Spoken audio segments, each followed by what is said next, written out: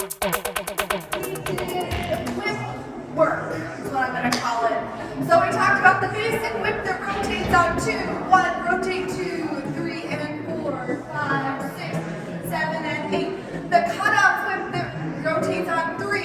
1, 2, rotate 3, and 4, 5, 6, 7, and 8. The reverse whip from right to right. 1, 2, rotate 3, and 4, 5, 6, 7, and 8. Everything was kind of based off that today. We started with a crossbow whip, right to right. We're going to jab our follows. It was very medieval today. We're going to jab our follows on 2. So 1, 2, stepping forward on that 2. We're also going to offer the hand underneath. So 1, 2, 3, and 4. Pulling the right side of our body back.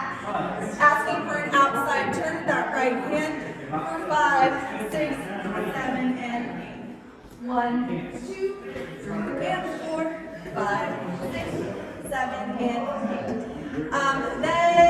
Then we did a reverse whip from here, focusing on the right hand still. We're going 1, 2, 3, and 4, 5, 6, 7, and 8. Then we took the crossbow whip and we turned it into a 6-count pass. So we went 1, 2, 3, and 4. So we're following 5 and 6. So we're floating the anchor. 1, 2, 3, 4, 5, and 6. Next, from here we did a sugar push where the follows can style with the grande on the hand. With 1 overhead, 2, 3, and 4, 5, and 6.